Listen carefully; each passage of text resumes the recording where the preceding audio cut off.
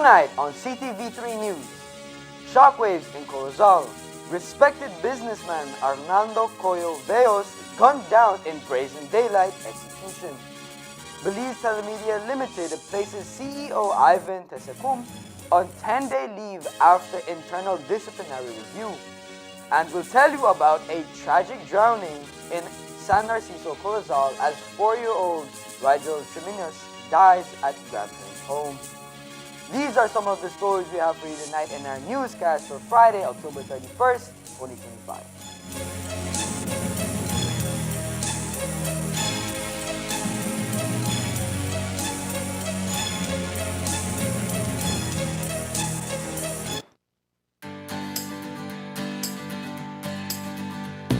Looking for quality, tasty, and easy to prepare meals? Look no farther. M&M Frozen Foods, proudly distributed by United Distributors Limited, brings you a wide range of delicious frozen delights, perfect for every occasion. From frozen pizzas, quesadillas, garlic bread, jumbo samosa, cocktail samosas, pizza pockets, spring rolls, and happy noodles, M&M Frozen Foods is fresh, flavorful, and convenient for busy lifestyles. Whether you're planning a quick dinner, hosting a gathering, or stocking up for the week, M&M Frozen Foods has you covered. Available now at leading supermarkets and stores nationwide through United Distributors Limited. M&M Frozen Foods, extensive variety to satisfy every craving. Attention farmers! The New World screwworm is a serious threat to livestock, pets, wildlife, and humans. It causes yield losses, damages the quality of meat and skins, and can even kill them if left untreated. Check your animals daily. If you see any wounds on them, treat them immediately. Prevention is key. Apply approved healing and fly repellents to the navel of newborn animals after dehorning, ear tagging, or any other practice that leaves wounds on your animals to ensure your animal's well-being. If you notice worms in unusual wounds, report them immediately. Call BAHA at 824-4872 or text or WhatsApp 670-7003 or call your nearest Ministry of Agriculture office. And don't forget, never transport or receive animals with injuries. Together, we will prevent the spread of this dangerous disease. This message was brought to you by BAHA, OIRSA, AICA, USDA, and the Ministry of Agriculture, Food Security, and Enterprise. We are the Public Utilities Commission. Since 1999, we have regulated Belize's electricity, water, and telecommunication sectors, ensuring quality services at reasonable rates for consumers. A lot has changed since our establishment in 1999, and so have we.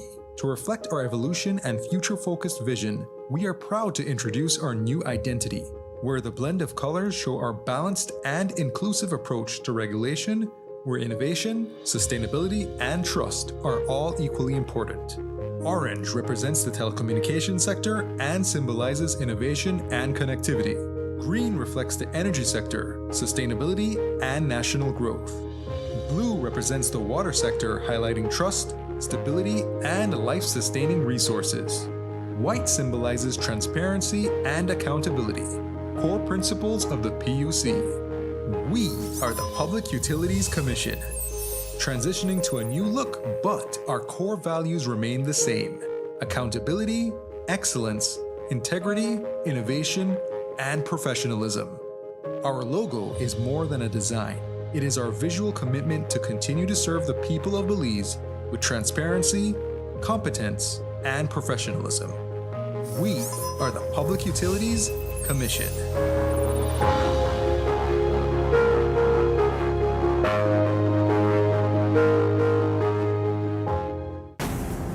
Your government is taking back ownership of our hydro dams and power generation plants, and all shares held in BEL by the foreign-owned Fortis. Belizean assets in the hands of Belizeans. Fully Belizean-owned and managed, with all local employees. Our nation's premier source of clean power generation is now in our hands. Revenues made in Belize will now stay in Belize. Remember, Energy security equals economic independence. Your government continues to put Belizeans first.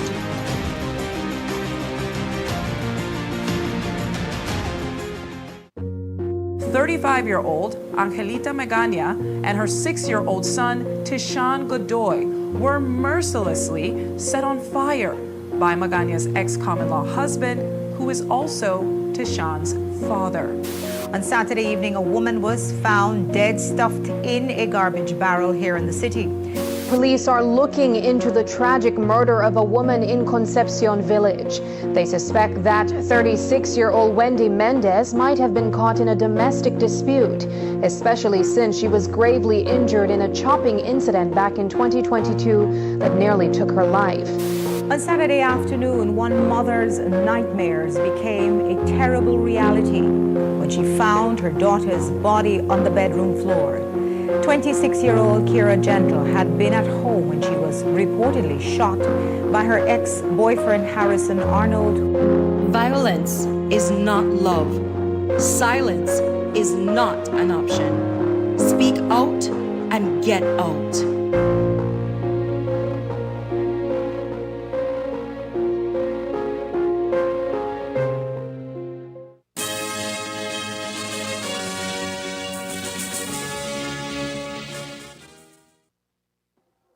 Good evening. With your newscast also simulcast on Fiesta FM 106.7, I am Jaden Gamis. A brazen daylight execution in Corozal town has left a well-known resident dead and the community in shock. Shortly before 9 o'clock this morning, 48-year-old Arnaldo Colo Veos, uncle of Corozal Mayor Rigoberto Veos, was gunned down in front of his home in the Finca Solana area. According to eyewitnesses, two men arrived at Veos' residence earlier in the morning asking for him but were told he was not home.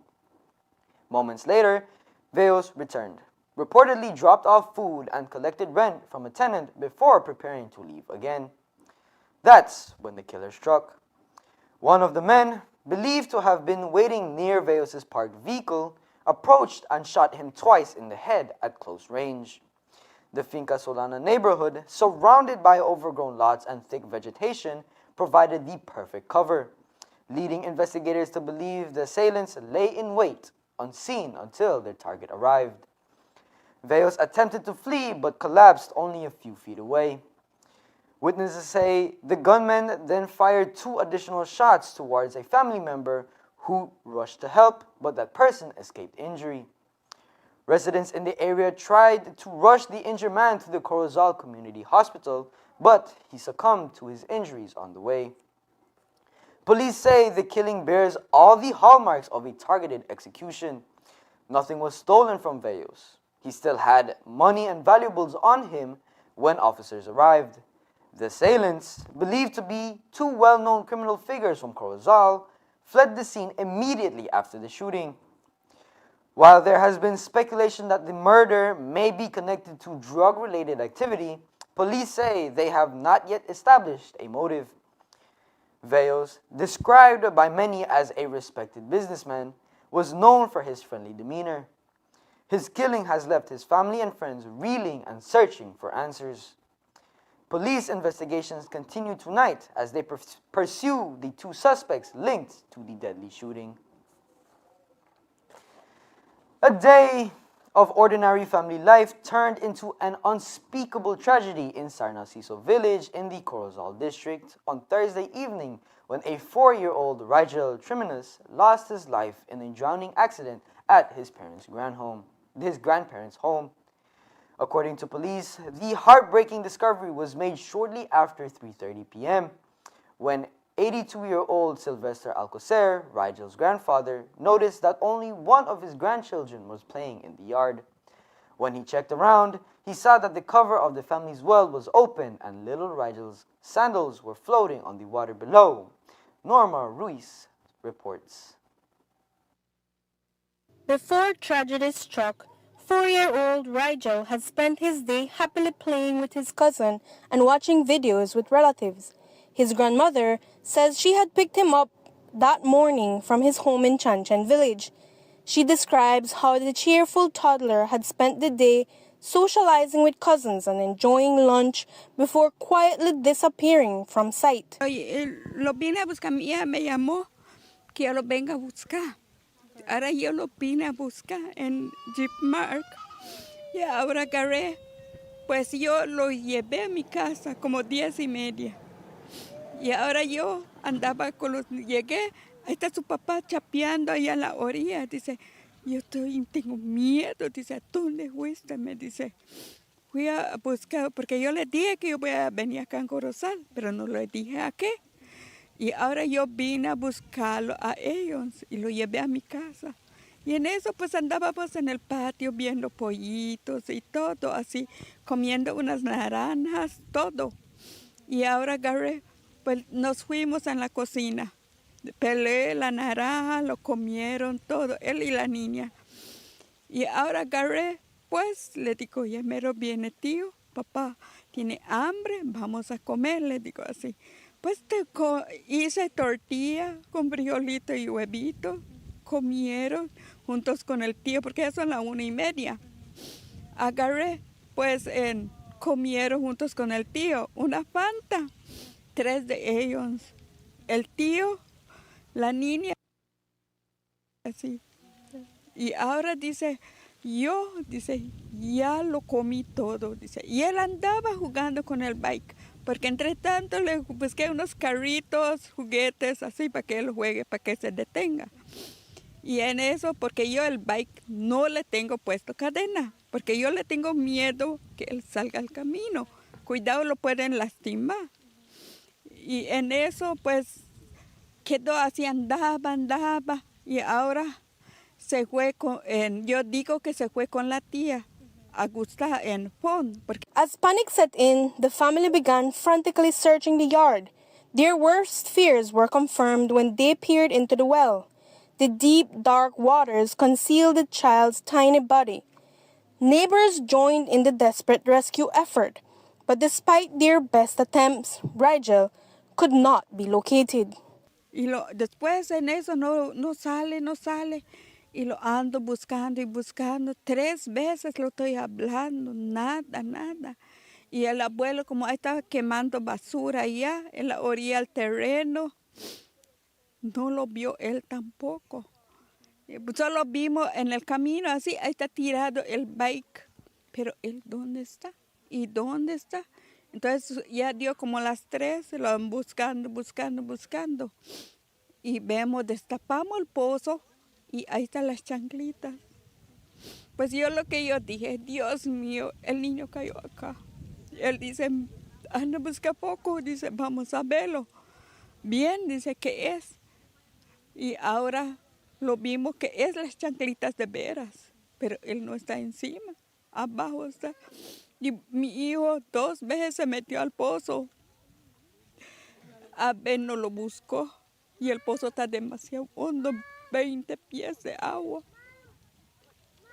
Y ahora no podemos sacarlo. ¿Cómo lo vamos a sacar? Y abajo dicen los que entraron, parece hielo.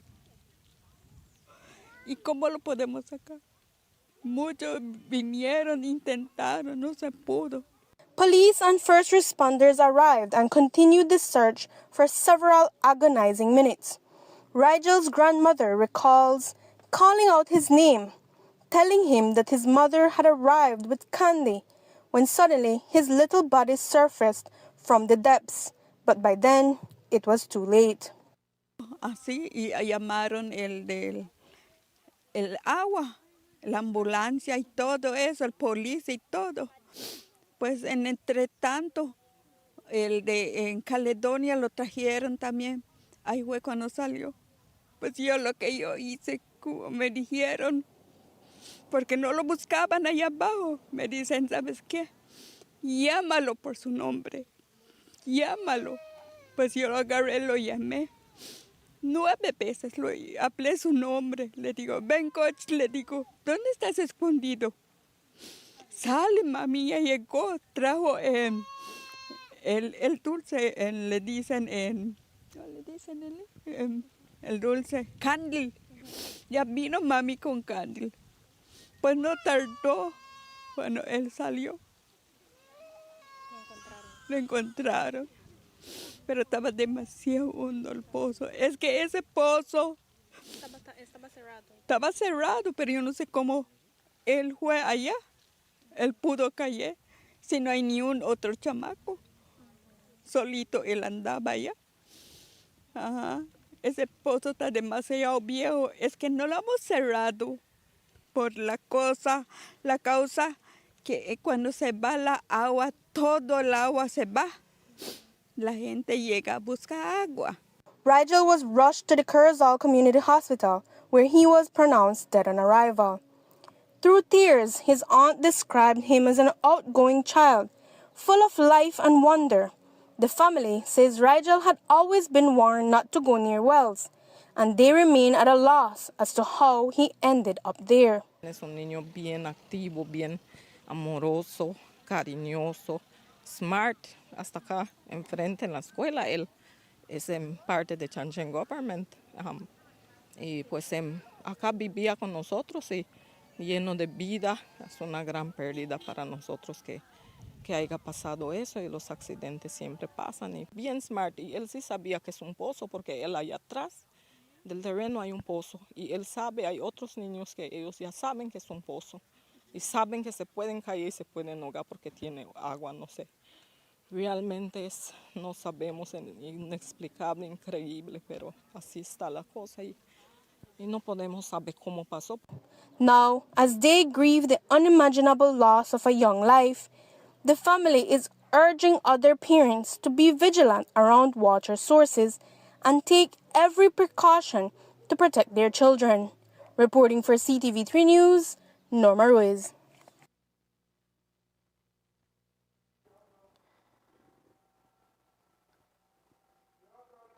At Chanchen Government School, where Rigel was enrolled in the Infant 1 class, the atmosphere today was heavy with grief.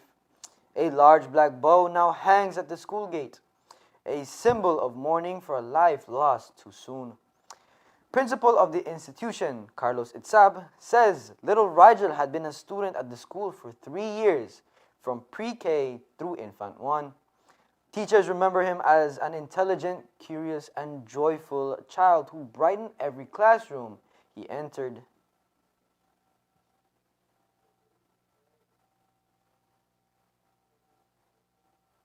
And this morning I came early to visit the parents to find out and share with them that we are really sorry to hear about it, and that they can count on us as a school for whatever situation that arises, that we'll be willing here, that we'll be there. We have been trying to get along with the staff. We have put on a little finances for them to assist them. We have see how well we can move other resources so that we can provide for them as well. It was really coming to Rigel. He was very happy young child. You could see his smile. He's running around the yard. All the cooks remember him is trying to get a banana after his lunch. He will go and say, "I'm going to steal a banana." So he really loved. He was a fun child. The school community has rallied around the grieving family, offering prayers, financial support, and condolences as they come to terms with this devastating loss. As we told you in a story we aired last night, the cabinet recently examined the pricing structure for regulated plantation white sugar and brown sugar intended for industrial applications. During the discussion, considerations included factoring in transportation distances when setting the prices. Following the review, the cabinet authorized the implementation of fixed prices for these industrial sugars and also approved the discontinuation of price controls on retail packaged sugar labeled for consumer sale.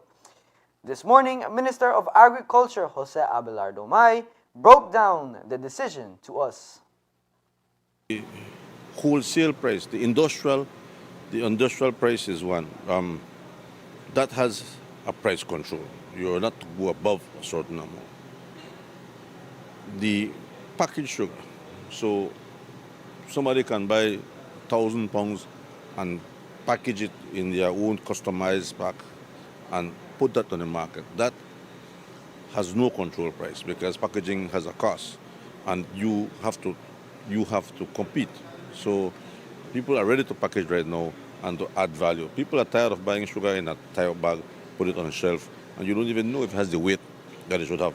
And so we are moving away from that. But the industrial has a price control. You just can't just increase the sky's the limit. That's not the objective, right?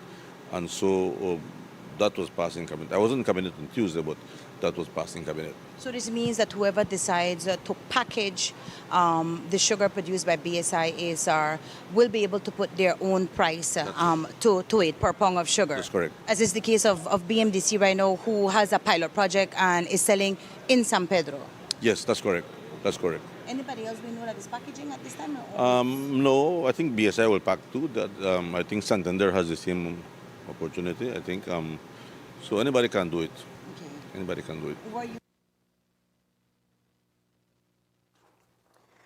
Belize Telemedia Limited, BTL, has announced that its Chief Executive Officer, Ivan Tesukum, has been placed on a temporary leave of absence for 10 days, following the completion of an internal disciplinary investigation. In an official employee bulletin released today, the company revealed that the BTL Board of Directors reviewed a formal complaint previously lodged against Tesukum. The matter was examined by a disciplinary panel that considered evidence presented by both Tesukum and the complainant. The company's statements indicated that after careful review, the board accepted the panel's recommendation that the complaint in question was not substantiated in accordance with legal standards. Both Tesukum and the complainant have been formally informed of this decision. Nevertheless, the board also addressed a separate but related issue that required disciplinary action. Taking into account Tesukum's response and his right to fair treatment, the board decided to place him on a leave of absence for 10 working days, effective immediately. He is expected to resume his duties on Friday, November 14th, 2025. Coming up next, controversy erupts over dismissal at Belize Agriculture Health Authority. The PSU accuses BAHA of violating rights. Minister of Agriculture says terminations were justified. Stay tuned.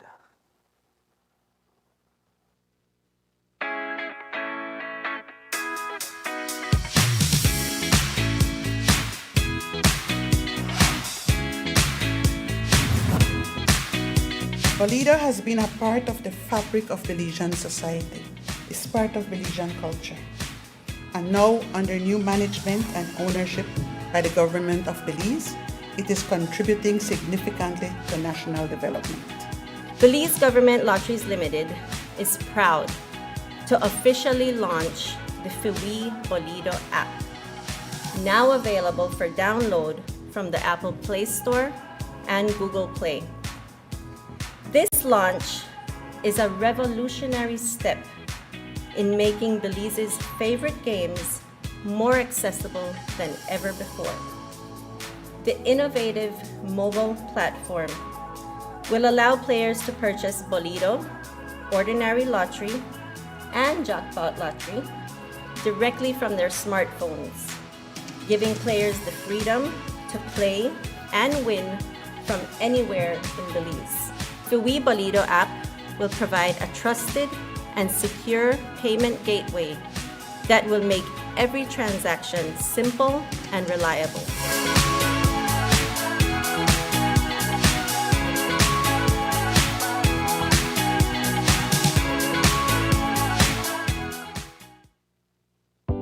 Shop smart for your Samsung devices in Belize and enjoy benefits you won't get anywhere else. When you shop locally for your Samsung, all your devices will be covered by a 1-year local warranty. You won't get that when shopping with the other guys. When in doubt, always look for the Cellular World seal to know you're getting the real deal. Shop with confidence and enjoy your Galaxy knowing that it can be repaired locally at our Samsung Service Center by certified Samsung technicians using original parts and machinery. Even better, enjoy the best LTE LTE experience in Belize, knowing that your Samsung devices are compatible with major local carrier networks.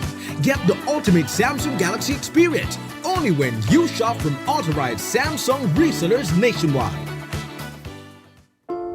Vacancy. 2 vacancies exist at Sugar City Medical Center. Nurse, full-time. Requirements: ability to manage patients pre- and post-surgery, at least 2 years of experience, and bilingual. Pharmacist, full-time. Requirements: experience in a hospital ward setting, at least 1 year of experience, and bilingual. If you are interested in joining our amazing team, send CV, recommendation letter, police record, and current license to sugarcitymedicalcenter@gmail.com. Deadline for applications October 31st, 2025.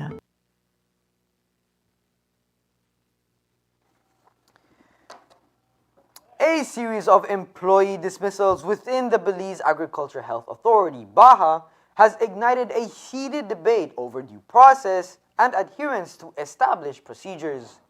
Last August, one worker was dismissed, followed by another termination just last week.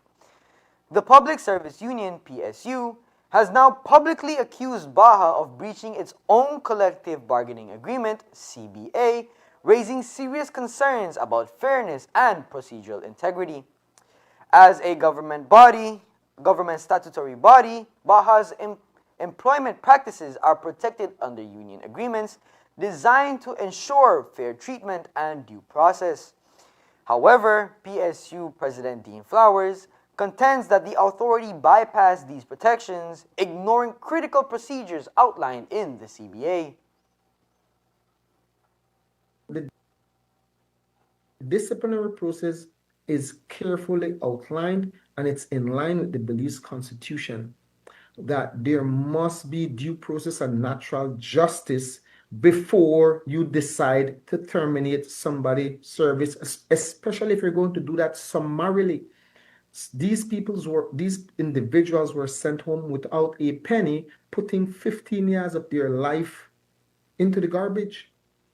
And I am not here to pronounce on whether or not, had the disciplinary processes been followed, whether it would have resulted in what ultimately she did. That is not my place. That's for a proper disciplinary committee to determine, and for that committee to then make recommendation for the authority to determine how they want to treat those employees. But she has breached, in our view, the procedures as outlined and as set out in the CBA. We will be taking those cases to the Labor Commissioner, and it is for the Labor Commissioner then to determine whether she wants to refer those cases to the Labor Complaints Tribunal. So we will be taking that route, given that the collective bargaining agreement had a provision in there for the Belize Advisory Council, but the Belize Advisory Council is restricted by Section 111 of the Belize Constitution to hear cases of statutory bodies. So our only other avenue until we replace that provision is to now go to the Labor Commissioner to file an appeal and to make a case for and on behalf of these officers. And thereafter, if these officers are not satisfied with the Labor Commissioner or the Labor Complaints Tribunal decision, these officers and the union also have the right to take the matter to the Supreme Court.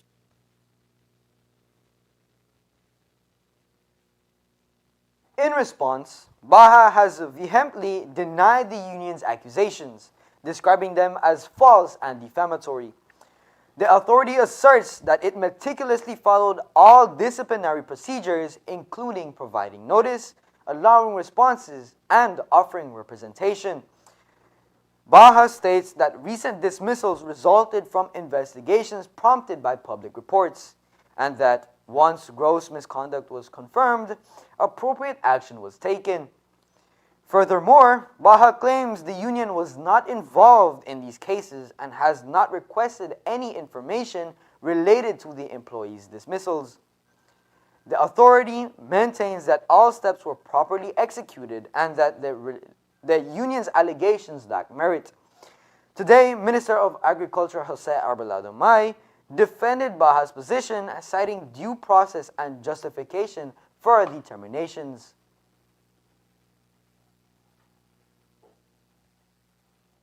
In every government departments, there are very good public officers.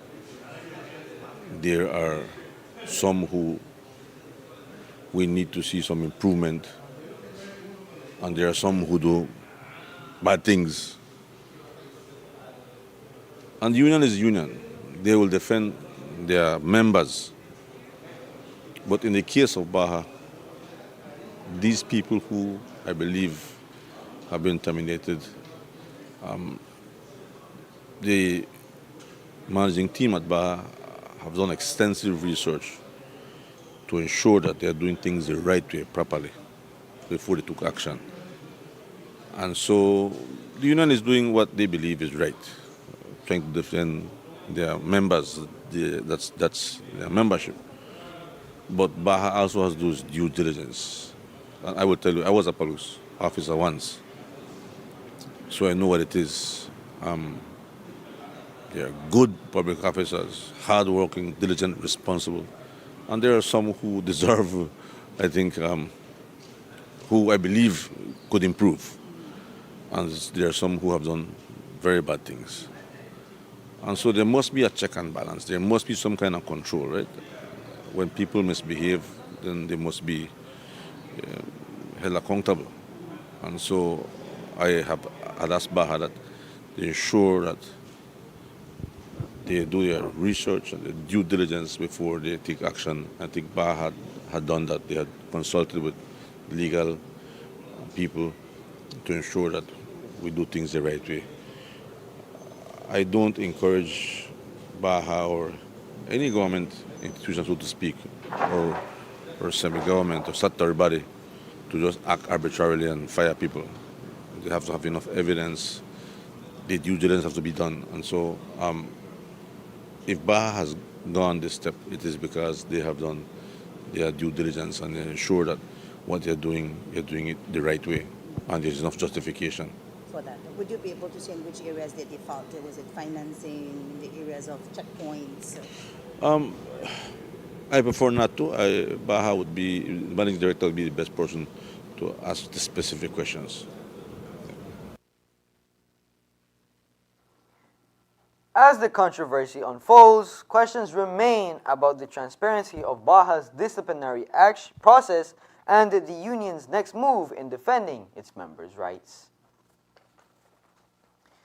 In a tense and pivotal day within the courtroom yesterday, accused triple homicide suspect El Myrna finally took the witness stand as Justice Nigel Pilgrim concluded the dire phase of the high-profile case involving the deaths of John, Vivian, and David Ramnares on New Year's Eve of 2022. During his testimony, Na called his cousin as an alibi witness, who corroborated Na's claim by asserting they were together between 6 and 9 p.m. on that night, and that he heard the gunshots that rang out in the vicinity. The witness also defended Na's use of a headlamp, explaining it was necessary to safeguard his livestock from thieves during the Bolsting holiday season. As the preliminary proceedings draw to a close, all attention now shifts to Justice Pilgrim, who is tasked with ruling on whether Vivian Ramnares' prior statement will be admissible as evidence. The decision is anticipated before the year's end. Contracts for the production of potatoes were officially signed today at the Belize Marketing and Development Corporation office in Orange Walk Town, marking the start of a major pilot project aimed at strengthening Belize's potato industry and securing income for local farmers. Under the new initiative, BMDC will be providing seed potatoes to 22 selected farmers and will in turn purchase all harvested produce, guaranteeing a market and stable prices for those involved.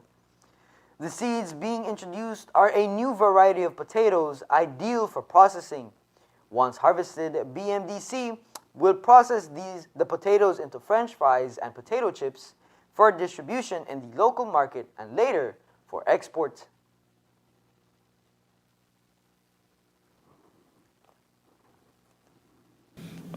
Usually they plant the red lasota, which is what you see normally on the market. But now we're going to this variety, which is for processing purposes, which is fries or chips. BMDC will provide a seed for the farmers, and also is compromising in buying all their productions, regardless of size, at a set price agreed between them and us. BMDC will be in charge of marketing the product afterwards, so the farmer doesn't have to have that issue that we have had this year with oversupply. So this will help the farmers, and this is a pilot project to see how best we can work. We have engaged in honey with contracts, in rice contracts. Now we want to expand, and we see that the farmers had some issues with the potato, so we are engaging in this pilot project. Now, what's the difference between the seeds from this particular potato compared to the other ones that we usually see in the local market? Well, the red lasota is for fresh consumption. And this one is for processing, for fries or chips. And that's what we want to base ourselves in. BMDC will be importing the machinery, equipment, so that we can process these potatoes.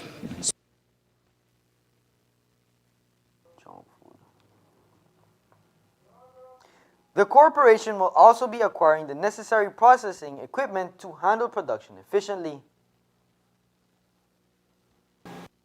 Well, we will process some, we have storage, and as soon as we find the correct labels and everything, then it will hit the market, because we expect, we imported quite a couple pounds, I think 15 to 20,000 pounds, so this will hit 22 farmers.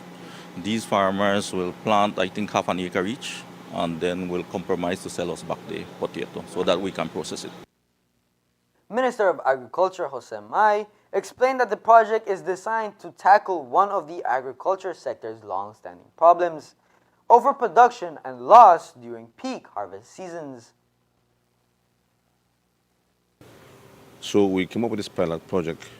So what we have today is a potato which is primarily for processing purposes. It doesn't mean you can't consume it fresh, but you have a choice. You can consume it, you can use it for processing, and whatever does not process, you can sell on the local market.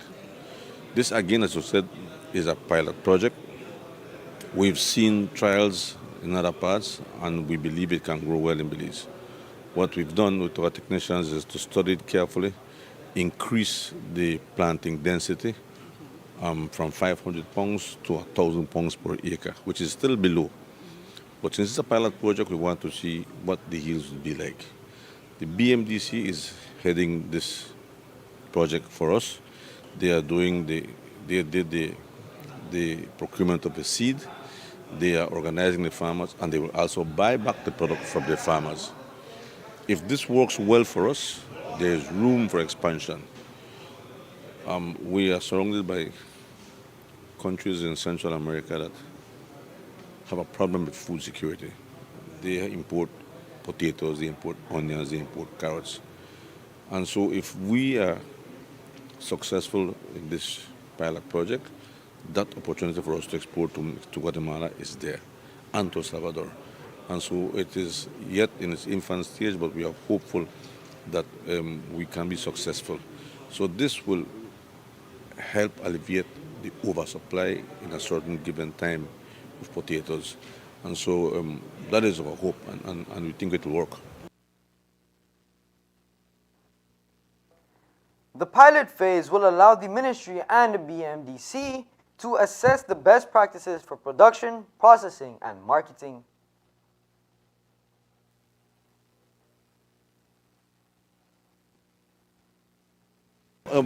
We will, after we start to harvest, we will have to do all the data collection to see what the yields are, what the problems are, because we've seen it grown in other parts, but the temperature, the microclimates are a little different. So we have to see what diseases will affect it here, which did not affect it in other places. So the microclimates are very important, right?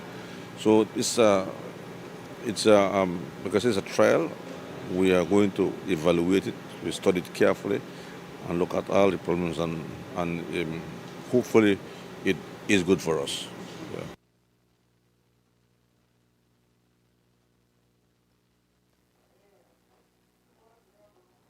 Once proving successful, the program is expected to be expanded into the export market, offering Belizean farmers greater opportunities and economic stability. There is more news after the break. Stay tuned. Get the most out of your internet with Centaur's ExpressNet. Are you ready to supercharge your online experience?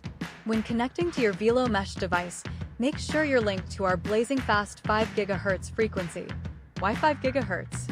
Faster speeds at a shorter range. 5 GHz is perfect for use in smaller spaces where speed is your top priority.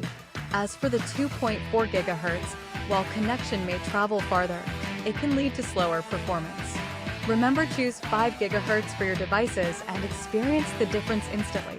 ExpressNet, bringing you the best speeds for the ultimate online experience. For more information, contact us at 380-0101. Welcome to Design Depot, where you'll find premium quality products from trusted brands, all in one place.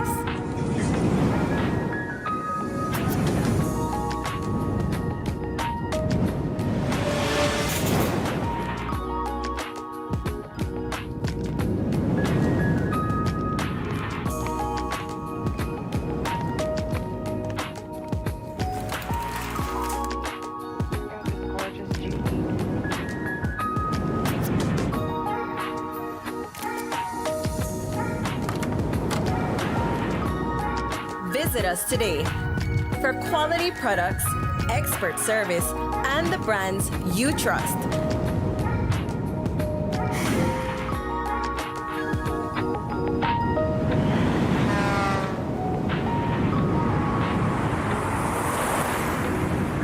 Design Depot, all in one place.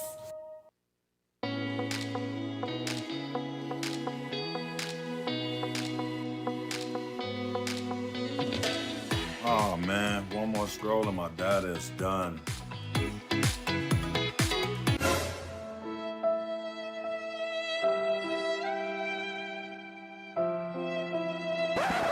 Wait, who said anything about running out? Smart just dropped a more powerful plan that now includes social media data, so you can scroll till your fingers cramp. Enjoy free social media data now included in our Flex Choice and Select postpaid plans. Visit any Smart showroom to sign up today because connectivity just got even better. Smart, bringing people together. Every day, the demand on your business get higher. More productivity, better equipment, and reliable support to keep up with a fast-moving world. At Cellular World Business Solutions, we're ready to help you boost performance across every operation. Don't let outdated technology hold you back. With our certified and supported solutions, your business stays ahead. We supply office equipment, printers, inks, and toners, software licenses, IT system assembly as your Dell Platinum and Cisco partner, appliances, and custom orders tailored to your needs. From startups to large enterprises and renowned institutions, we serve every corner of the country because no industry can afford to fall behind on technology. Let's take your business to the next level. Contact us today at 610-2494. Cellular World Business Solutions, your reliable partner in business success.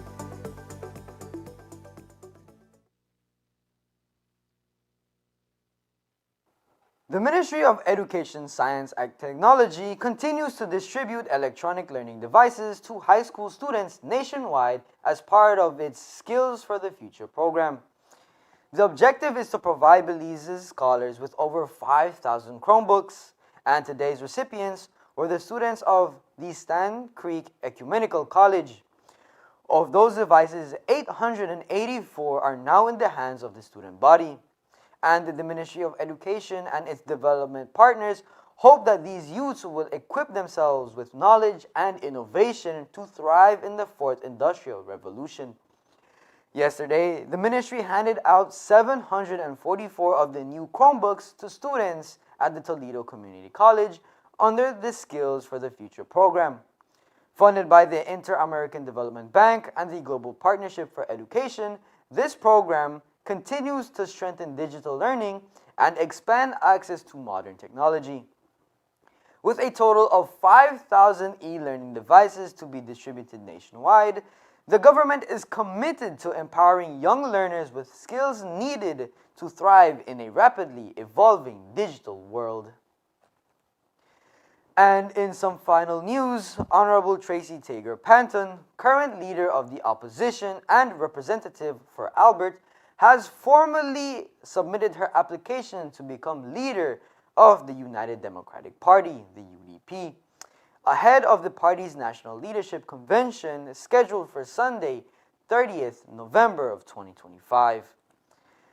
Addressed to Sergio Chuk, chairman of the UDP Nominations Committee, Panton's submission cites the party's constitution, revised edition 2016, Article 9, as the governing framework for her candidacy. She emphasized her status as a member in good standing and her current leadership role, which enjoys unanimous support from the 4 other elected area representatives and 3 appointed senators serving in this parliamentary term of 2025 to 2030. In her letter, Panton highlighted her extensive experience, including over 35 years of service to Belize and 3 terms as a UDP parliamentary representative. Panton also noted that the letters of endorsement from party members will be submitted in the coming days, as required under the party's application process.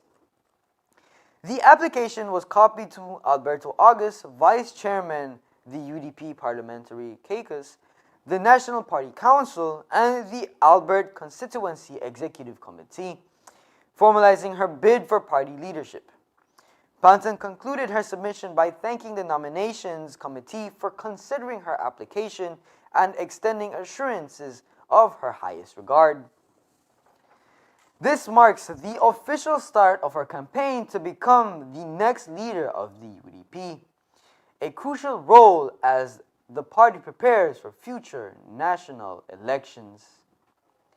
And that's the news. We invite you to join us for another newscast on Monday, November 3rd, here on CTV3 News and Fiesta FM 106.7. Remember that to read a text version of the news, you can visit our website at www.ctv3news.com. You can also log on to our Facebook page at facebook.com/CTV3 Belize News or our YouTube channel at CTV3 News BZ. From all of us here at CTV3, have a safe and pleasant weekend. Thank you for watching and listening, and have a splendid night.